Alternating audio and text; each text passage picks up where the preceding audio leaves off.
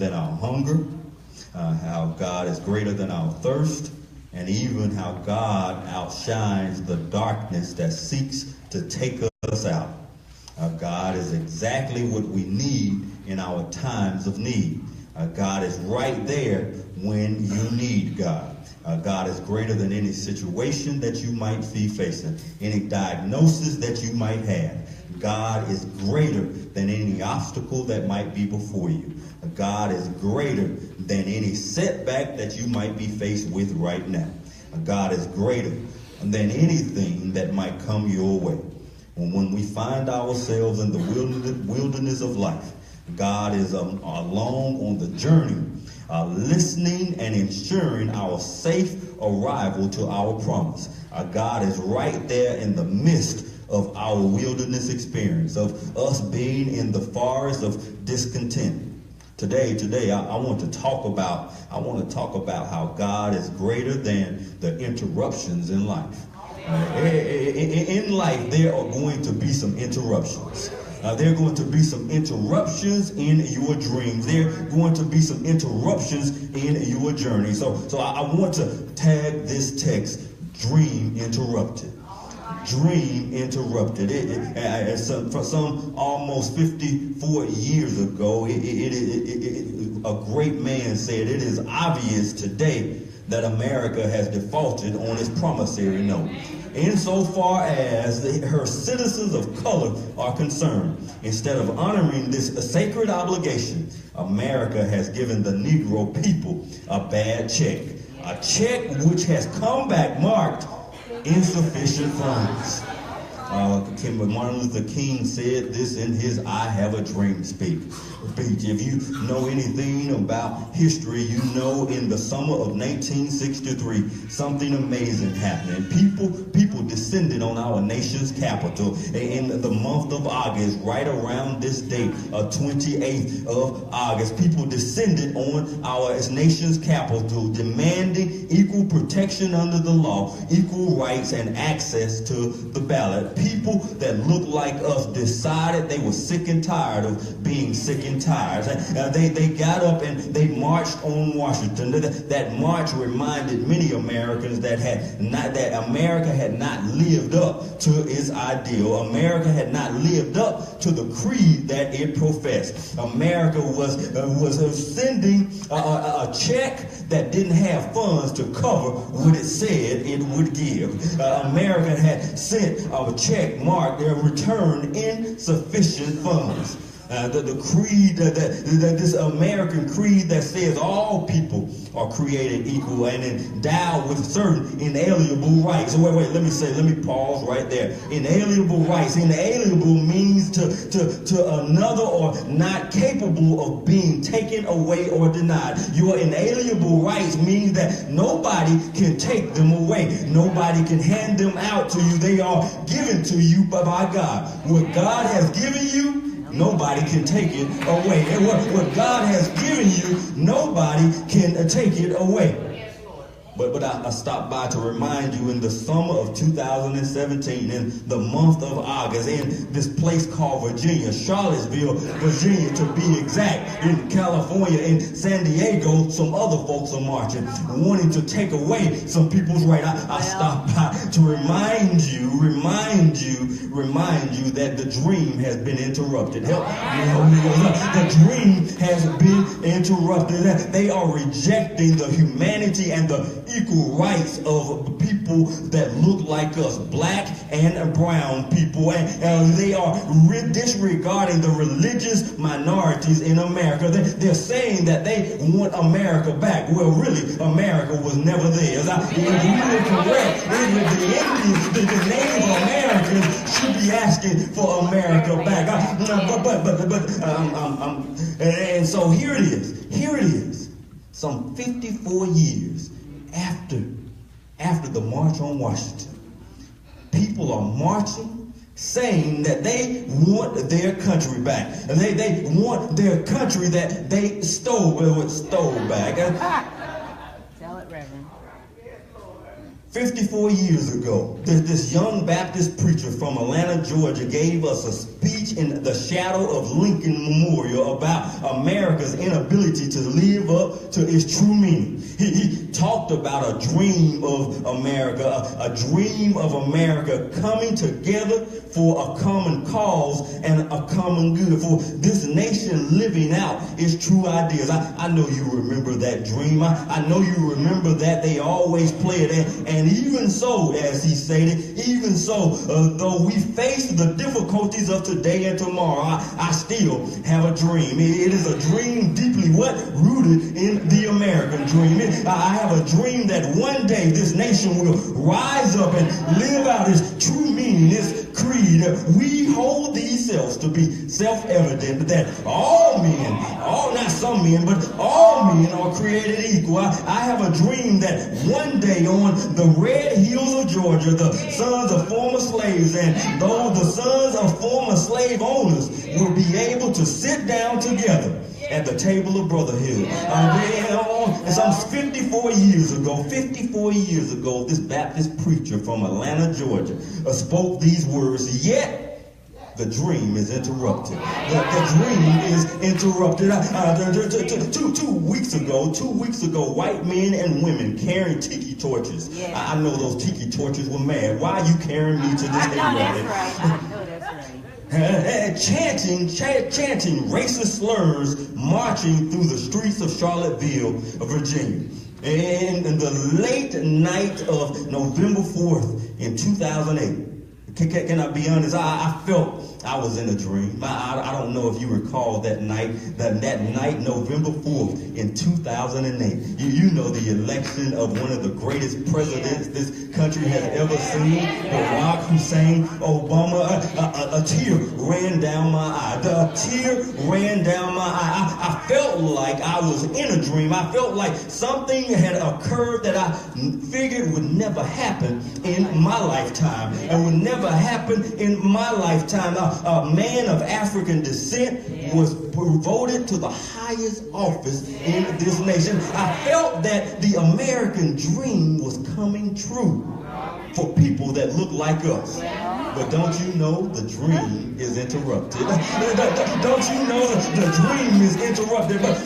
But soon after, my dream was interrupted by a birther movement. You know, they started saying that he's not from this nation. We need to see his birth certificate. And shortly after that, the Tea Party came on the scene and started screaming all of this, treating him worse than any other president in history. And on November 8th, in 2016, I feel like I was experiencing a nightmare. Help me, Holy Ghost. I feel like I was experiencing a nightmare. My dream was interrupted. I wanted somebody to wake me from that dream. And I woke up in the midst of a toddler presidency. As Eric Michael Dyson says, a toddler presidency. See, you know, a toddler, when they don't get their way, they kick and scream and they call people names. When a toddler doesn't get their way, they just don't know how to act. And so we'll find ourselves in the midst of a dream interrupted, in the midst of a nightmare. But have you ever been in the midst of a really, really good dream? You know, I don't know what your dream might be. We ain't gonna even go there. I ain't gonna even ask you what it might be. But have you ever been in the midst of a really good dream and somebody wakes you up? The phone rings and you, oh Lord, why did you wake me up out of that? Y'all never had any dreams like that.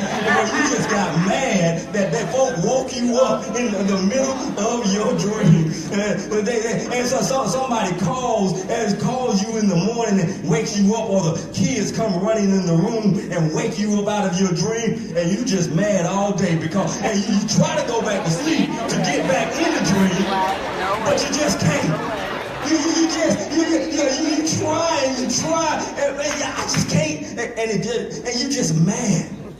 See, the dream was really getting good, and the phone rings or the alarm goes off or the kids start calling your name. But see, the thing is, have you ever been in the midst of your waking dream? You living out the dream, and then all of a sudden, it's interrupted. Wait. Everything is going good, and you go to the doctor, and you get a diagnosis. And your dream is interrupted. The relationship seems to be fine, but then you get some papers, the dream's interrupted. You seem to be moving up the corporate ladder, but then you get a pink slip and the dream is interrupted. Y'all you never had your dreams interrupted. Your child seems to be on the right path, but then you get a call in the midnight hour from the police. Dream interrupted. I don't know. Everything seems to be going good, but then you get that call in the late night hour, and the one that you love, you lost. That dream interrupted. I don't know if you've ever found yourself in the midst of a dream interrupted. Has life been moving so smoothly, and all of a sudden, hell just breaks loose. That's a dream interrupted. Have you ever been working hard to reach your goal, and all of a sudden, the bottom falls out? That's a dream interrupted. All of these things are dreams interrupted. We all have dreams, whether we realize it or not. We have dreams while we wake. We have dreams while we sleep. We have goals that we want to achieve. We dream while we're sleeping, and even when we awake. And many of us, some of us, we don't think we dream when we're sleeping. See, sleeping, if you sleep 8 hours, roughly 2 hours of your sleeping hours are dreams.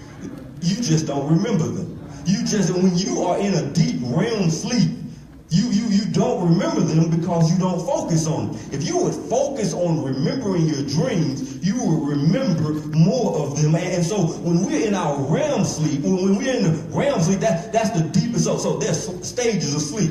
When you start dozing off and you're unconscious of what's going on around you, that's the first stage.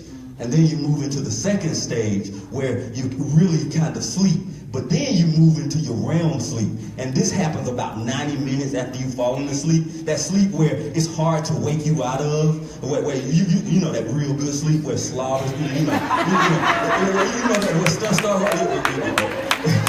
That's that REM sleep. And so you move in and out through these cycles. So you have 90 minutes of REM sleep, and then you come out of that, and then you move. And in each of these cycles, the body does different things. And so when you the REM sleep, it's almost like not, I hate to use it, but almost like death. It's like you're dead to the world. You know that old slang saying, I was dead to the world? Well, you were in REM sleep. And so that's one part of sleeping. But then we daydream. Now many of us, I don't daydream. I don't date. But most of us spend half of our day daydreaming. Literally, somebody in here right now is daydreaming. Right now, you daydreaming. You thinking, wait, daydreaming don't mean you thinking about all this stuff you want to be and you can't wait to get to your boo. That ain't always daydreaming. Daydreaming is when your mind is just in another place, when you're thinking about other stuff. That is daydreaming. A Harvard study showed that people spend half of their waking hours, 46.9%, daydreaming. 46.9% of their waking hours daydreaming, and no less than 30% of the time doing every activity. So you daydream in every activity except sex. Wait. Oh, hold on. Well, maybe some of y'all daydreaming that. I'm sorry. Okay, I stepped on somebody's toes. Okay. But daydreaming. But daydreaming is just simply our mind wandering. It's our mind Come back to church. Come back to church. Come back to church. And so we sleep and we dream. We daydream, but we also have these things called goals. And they are called dreams also. And so many of us, we set goals and we have all of these professional heights that we want to reach. And so that's a part of dreaming. All of this is a part of dreaming. And so in that, oftentimes there's so many places where your dreams can be interrupted. Where your dreams can be interrupted. In the text for today, the author of the book of Amos, Amos is speaking of a dream interrupted. He's speaking to the people of Israel. He's speaking because he understands that something is going awry in Israel. See, the name Amos, it means burden bearer. It means burden bearer, and so Amos spoke. He spoke for God right around 760 BC, during the reign of Jeroboam, Jeroboam the second, as most scholars say, because there were two of them, and he was in the northern kingdom, although he was from the southern kingdom. The other prophets during this time was Hosea and Jonah. He was speaking God's truth to the people, and so Amos wasn't really a part of the priestly clan. He was a simple shepherd and a farmer. He dressed sycamore trees, and so to understand it, people in some cases didn't take him serious because he was just a simple farmer and a shepherd. And so Amos, he spoke about all of the stuff that was going on around him. And I want to park right there. See, don't ever let anybody tell you can't speak for God. I don't care where you come from. I don't care how much education you have. I don't care what you've done in your life. If God is speaking to you, you have to speak in that. So now, to really understand this and put this into context, Jeroboam was the successor of Joash, and the Bible says that he did evil in the sight of the Lord. So this brother, this brother, he wasn't a good brother. He reigned from 793 to 753, and he engaged in reversing policies that other people had put in place. Here, somebody's gonna get that. He looked out for the rich. And so he put rich millionaires and almost billionaires in his cabinet. Wait, somebody's gonna get this in a minute.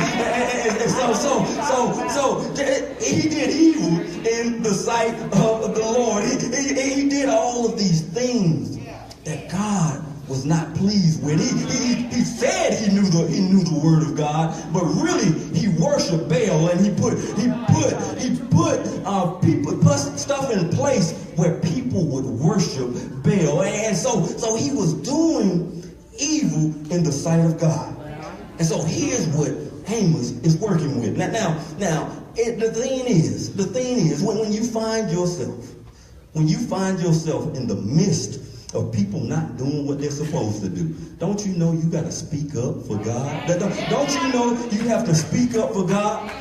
But can I tell you how our dreams can be interrupted? See, our dreams can be interrupted. The text tells me one in Amos's place, in this text, the people's dreams were interrupted by privilege.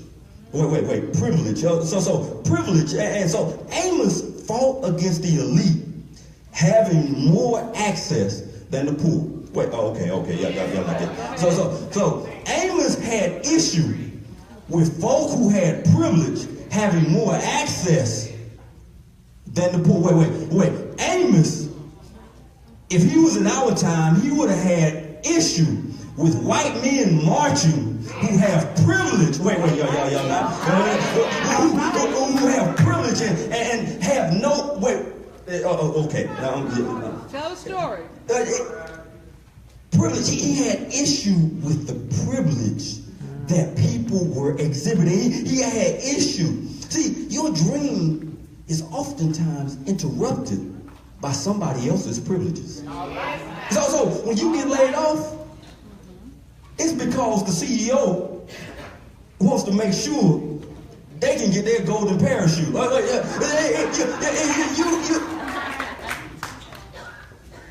When you don't advance and you don't have most of the issues in the black community comes from because of other people's privilege. So you have, here it is, you have an administration that says that they are going to pursue issues of white discrimination in colleges. Issues of white discrimination in college. Justice, y'all not hearing me. Y'all not hearing me. Privilege will interrupt your dreams. But the other thing in the text, poverty. Poverty interrupts your dreams. Amos stood on the side of the poor. Amos stood on the side of the poor. So now, in this, you got owners of football teams. A memo's just released that says, hey, it's not because of his ability. It's because of that. If y'all missed it, it's Colin Kaepernick, a brother who spoke up. Wait, so the NFL is 75% African American. Wait, and a brother stands up because of police brutality against African Americans. And the owners have issue with that. They're not on the side of the communities that these same people that make them millions and billions of dollars come from. And so they're unconcerned. But when you break it down, the richest 400 people in the United States owns almost 60% of the wealth in the United States. Wait, y'all not hearing that? 400 people have almost 60% of the wealth of this nation. And so we don't understand how our dreams are interrupted by these things. But the third thing is prosperity. Prosperity will interrupt some dreams. And so Amos has an issue with prosperity because during Jeroboam's time, the nation Israel, that they were prosperous. And money was coming in. Ivory, and you drinking from bowls of wine. You're not drinking from the glasses. You drinking from bowls of wine. You putting on your good lotion, not the dollar store lotion. Not the dollar store lotion where you have to use half the bottle, but the good lotion.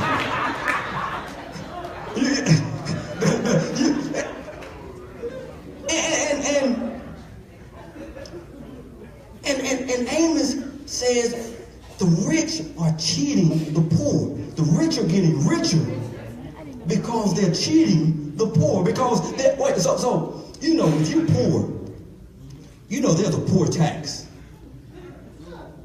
Now, there's no legislation that says, but poor people pay more for everything than anybody else.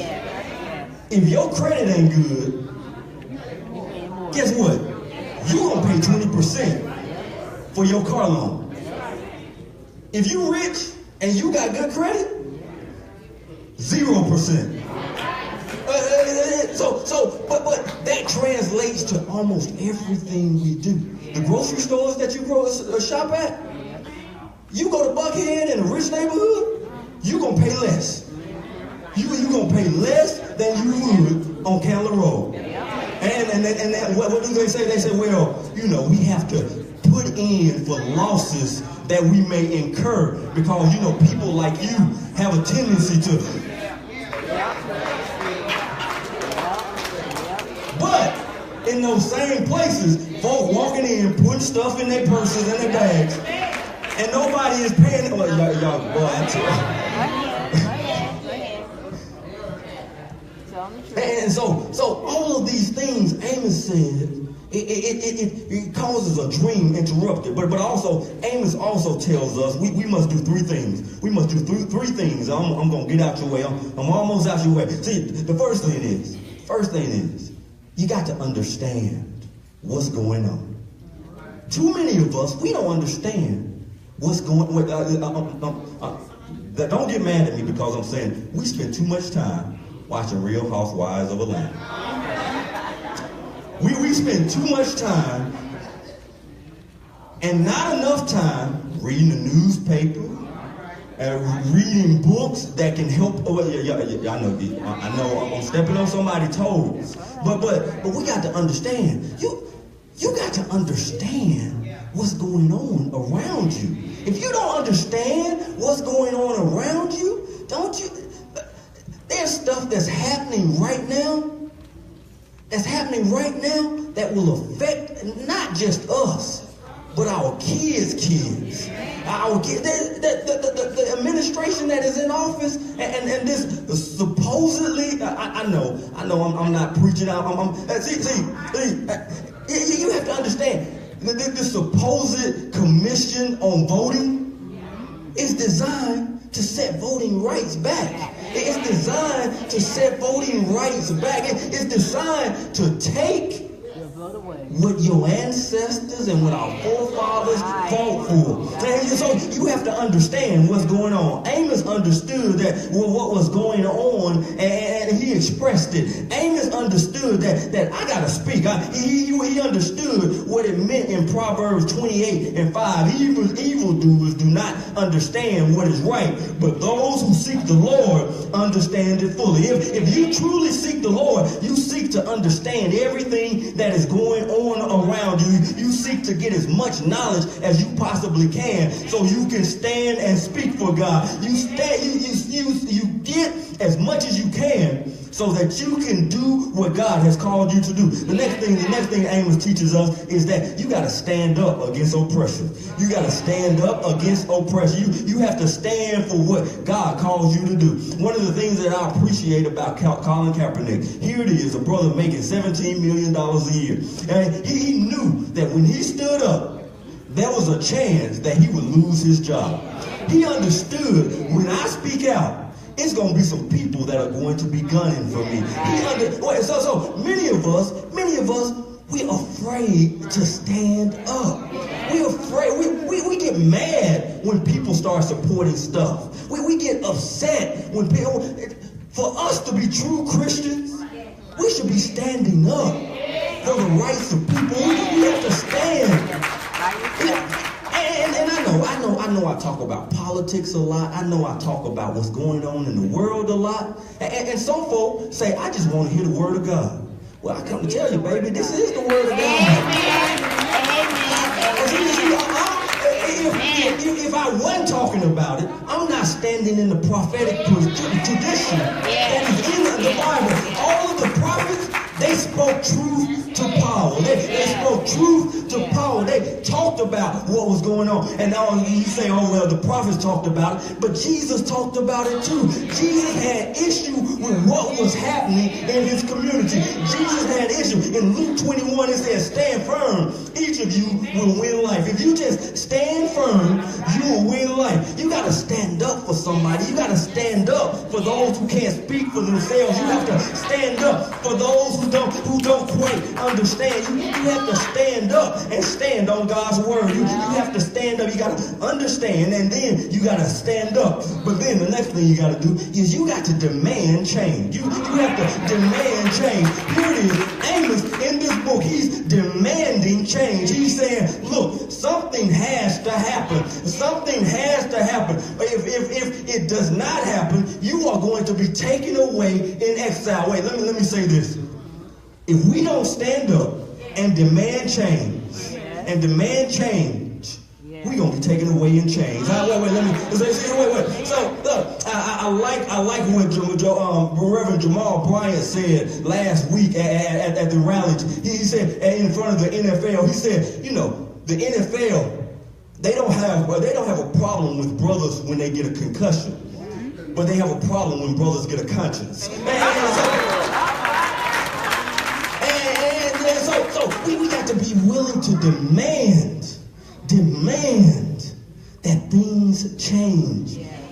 Why we are in the state why we made the progress that we've made is because people decided to demand change. Fannie Lou Hamer said, I'm sick and tired of being sick and tired. And she didn't just sit on her couch. She got out and walked, even at the threat of her life. Martin Luther King said, and in the midst of all that was going on, he understood, I got to stand up if I want something to happen. And I have to demand that something happens, regardless of whatever is going on. See, if we would just stand up, if we would understand the situation, stand up against the situation, and demand things to change, don't you know things would, our lives would turn around?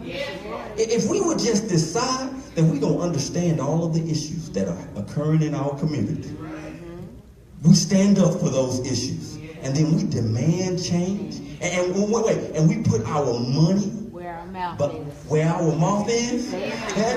Say it. Black people are the ninth largest spending in not in the world. The amount of money that we spend. There are only 8 nations in the world that spends more money than us.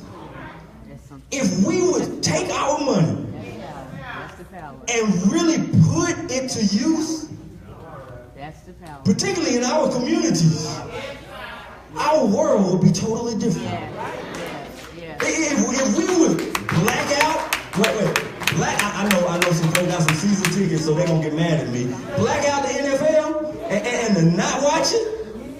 Don't you know some stuff would change? We would stop buying these jerseys, and we would tell these companies that support the NFL, we're not gonna spend money with you as long as a brother who's qualified, who has the ability, does not work. As long as you're not investing in the community that you're not pulling people, that you're pulling people out of, we're not going to spend money with you. I'm reminded of 1 Timothy 4:11. Command and teach these things. I stopped by to tell you that you got to command and teach what God has taught you. You got to command and teach. You got to understand. You got to understand. You got to stand. And you got to demand. God has called each of us to do something with what we have. Now I know this sermon is a little bit political, but what's going on right now? When people are so emboldened that they used to march with sheets over their head, but now they don't care, and then they film it, and they post it, and they let you know how. We got to, in the midst of this dream interrupted, we got to be very real with what we gonna do. And black folk, we got to understand, we got to stand, and we got to demand some change. Stand to your feet, stand to your feet.